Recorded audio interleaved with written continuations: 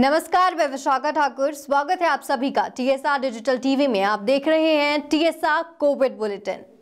देश भर में कोरोना की दूसरी लहर बेकाबू है। देश में अब हर दिन संक्रमण के 1.5 लाख से ज्यादा केस आ रहे हैं।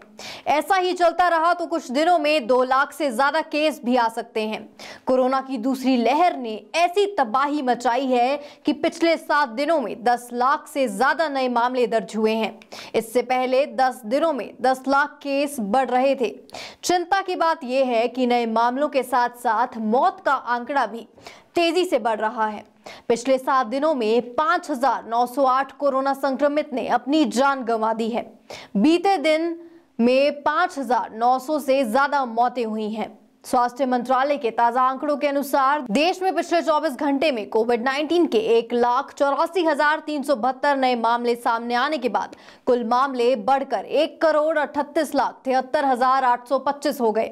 वहीं 1,027 मरीजों की मौत होने से मृतकों की कुल संख्या 1,72,085 हो गई।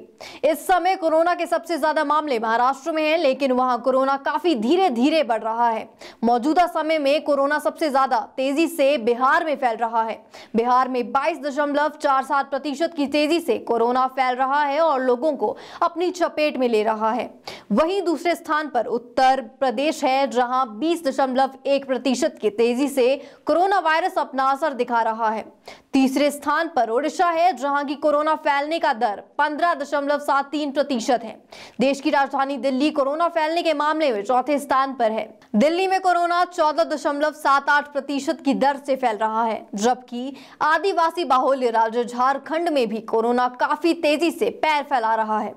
यहाँ 14.70% की दर से कोरोना के मरीज बढ़ रहे हैं।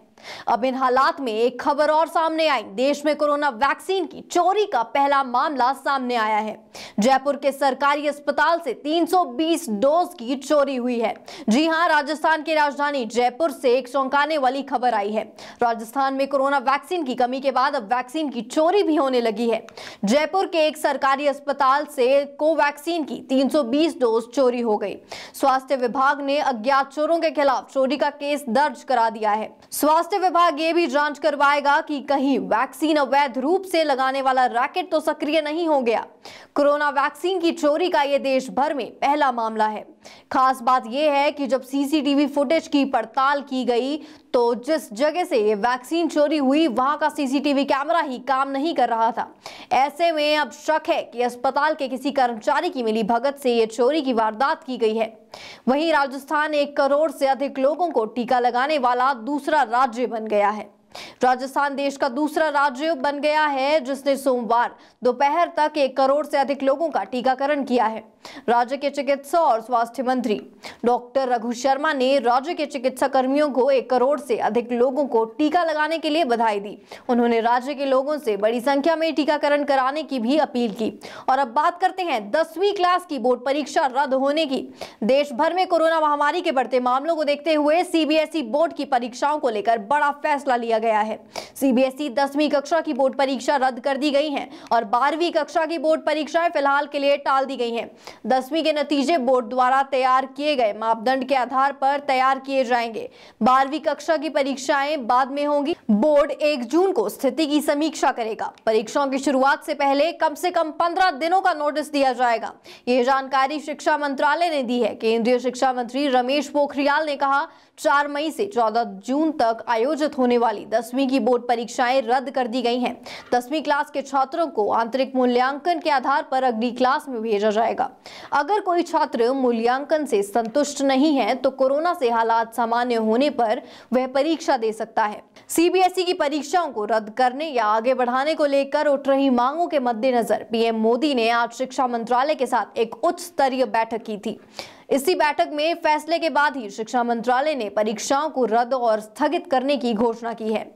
इससे पहले कांग्रेस के पूर्व अध्यक्ष राहुल गांधी, पार्टी महासचिव प्रियंका गांधी वाड्रा, दिल्ली के मुख्यमंत्री अरविंद केजरीवाल सहित कई नेताओं ने कोरोना वायरस संक्रमण के बढ़ते खतरों के मद्देनजर सीबीएसई परीक्षाओं को रद्द करने की मांग की थी। दिल्ली के शिक्षा मंत्री मनीष सिसोदिया ने कहा, मुझे खुशी है कि 10वीं की परीक्षा रद्द की गई और 12वीं की परीक्षा स्थगित की गई है। 12वीं कक्षा के बच्चों के मन में जो चिंता बनी रहेगी उसको दूर किया जा सकता है। मैं अपील करता हूं कि 12वीं कक्षा के छात्रों को भी आंतरिक मूल्यांकन के आधार पर प्रमोट किया जाए। और अब बात हिमाचल की। हिमाचल प्रदेश में मंगलवार को कोरोना से 11 लोगों की मौत हो गई। वहीं शिमला के जुब्बल कोटखाई के भाजपा विधायक एवं मुख्य सचेतक नरेंद्र बरागटा और सरकाघाट के विधायक कर्नल इंद्र सिंह समेत 619 लोग पॉजिटिव निकले हैं। उधर मंडी के जंजैहली के बनवास में कोरोना वैक्सीन की डोज लेने के करीब 10 घंटे के भीतर 60 वर्षीय वृद्ध की मौत हो गई है। कांगड़ा में 6 लोगों में 5 कांगड़ा और 1 ऊना के मरीज की मौत हुई है। आईजीएमसी शिमला में भी 6 लोगों की मौत हो गई। इनमें 5 मंडी और 1 शिमला जिले का रहने वाला था। वहीं कोरोना संक्रमित पूर्व मुख्यमंत्री वीरभद्र सिंह को मोहाली के मैक्स अस्पताल में भर्ती किया गया है। दोपहर बाद उनके टेस्ट भी किए गए। ऑक्सीजन लेवल भी 90% से ऊपर है। उनका स्वास्थ्य ठीक बताया जा रहा है। डॉक्टरों की एक टीम इनके स्वास्थ्य पर नजर रखे हुए है। उनके बेटे विक्रमादित्य सिंह भी कोरोना पॉजिटिव आए हैं। वे घर पर ही आइसोलेट हैं। उनके स्वास्थ्य पर भी डॉक्टर नजर रखे हुए हैं। कोविड बुलेटिन में फिलहाल इतना ही। धन्यवाद।